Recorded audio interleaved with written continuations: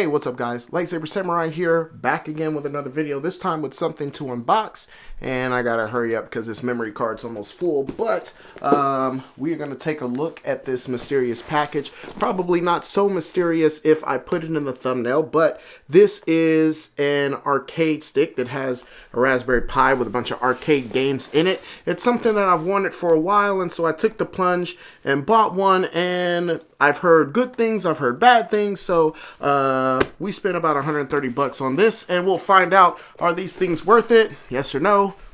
Let's talk about it.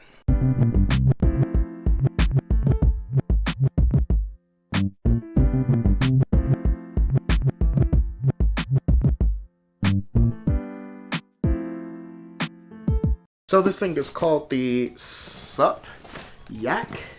That's the name of it right there. I'll put it on the screen. That is a crazy name and very hard to pronounce. But it came packaged well. It's wrapped super tight. But it says on the front, let's just take this over to the table and we'll take a closer look. Again, Sup Yak is the name of it.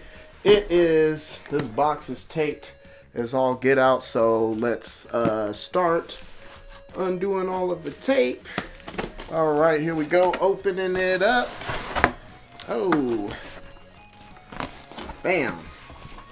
And here we met. Looks like it's gonna be some assembly acquired. We got the little balls for the joysticks.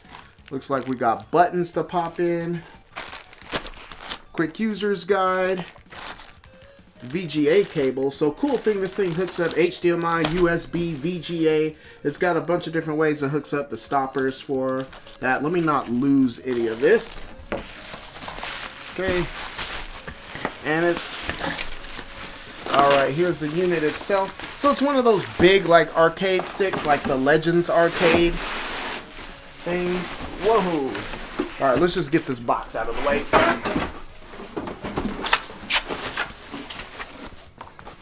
Okay, there it is. Looking pretty cool. Let's go ahead and assemble this thing, and then we will hook it up and continue. Alright, so here it is. We've got the whole joint set up now, and it lights up nice and pretty. And like I said, I do appreciate it's got a bunch of different ways to hook up, including VGA, which is really nice, so we can hook this up to a bunch of different monitors. So you can hook it up to your TV. I got it hooked up to one of my TVs right there, and you see the old Pandora's box. If my camera will focus, there we go. This has got Pandora's box in it. Obviously it's supposed to have something like 26,000 games in it, as is the case with most of these machines. I assume many of them are, I don't know what's going on with my focus, but I assume many of them are repeats of other games and whatnot in the series. English version, Japanese version, all of that stuff. My focus is freaking out, so let's bring it back here. Build quality wise, it's okay. So as you hear it, change that, but everything's nice and clicky. The buttons feel good as well. Oops, I accidentally clicked one, but the buttons feel nice and good as well. And we got that screen up. So anyway, while it loads, I guess we'll take a look at some of the games and see how they play. Alright, hey guys, welcome back. It is about 1 week from that footage you've just watched. So I meant this to be an initial unboxing, but I took it out over the last week, and actually this has been very helpful as I've used it as a tool to help teach the gaming concepts classes I'm doing for my middle school kids. So I got a pretty good idea of its durability, its capabilities, and all of that. So I'll just start again going back to the build quality. It feels pretty solid. There was some jankiness. It came with a very nice long HDMI cord, which lasted about 2 days before it broke. I don't know what happened to it. Honestly, I think it got hit and smacked and, you know, broke. Luckily, it didn't break the port. It just broke the HDMI cord. But, yeah, HDMI cord was broken pretty quickly. But as far as the actual board, it's been working pretty fine. We've had some pretty heavy use and wear and tear as the kids were playing Mortal Kombat against each other, things like that. Going on now to the games, and there's several games. Primarily there's a ton of fighting games on here, which makes sense, but you've also got a bunch of action adventure games from the 8, 16-bit era, as well as a bunch of arcade games, a bunch of stuff that came out only in Japan, and I suspect a few kind of like Chinese like knockoff hack games thrown on here just for good measure. The only issue I had with it is its lack of 3D games. It's got a 3D game section, but as far as 3D games goes, there's only about 15, 20 really on here that you can play, and that's kind of a bummer. I played an arcade machine over the summer that was like this. It was a stand-up arcade by California Games. They're super expensive though, but I mean, they had a bunch of PlayStation era games, which is what I was excited about. So I may grab another one of these in the future just to get that selection of games. But all in all, for the $130, I do think it's pretty much worth the price. So who is this for?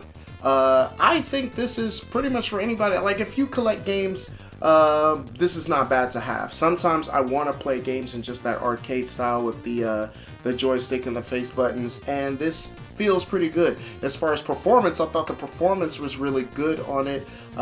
It comes with built-in speakers, or you can use the sound that comes out through the HDMI, and I didn't notice any like noticeable lag between the sound and the inputs. I didn't notice any lag between the inputs of the buttons and the actions on screen, and for the most part, I think it just works like it's supposed to. Again, the major gripe was the lack of 3D games, but again, if you're someone with a small collection and you want to play a lot of games, or if you're in a small space and you want to have a big collection of games, maybe you're in a one-bedroom apartment just starting out, or a dorm room, or in my case, a classroom that I pretty much have to set up in. Again, it's great. It's got a great selection. Most of the games that I've been looking for that I want to teach and talk about incorporating my lessons are on here. My kids just got done learning about the ESRB rating system and the birth of that, so we've been playing Mortal Kombat to kind of show them what game caused all the controversy. And so all in all, I would give it a solid thumbs up. Alright, I do believe that's all I got for you, but let's talk about it in the comment section below. Questions, comments, concerns, threats. Would you buy something like this, or do you think it's just not authentic enough? I know there's that section of the gaming community that this would be total blasphemy considering that it's all emulation, but me, at the end of the day, I just want to play the games, so this will do the job, especially when it comes to those older games that I don't have a lot of personal nostalgia for. And again, a lot of these games are just criminally expensive, and I just want to try them out. Games that I've never got a chance to play because they were either unavailable to me or have now gotten too expensive. I'll just check them out right here just to get the experience, and at the end of the day, it does that. But again, anything else, put it in the comment section below. If you like this content, go ahead, hit the like button, subscribe if you haven't done so already.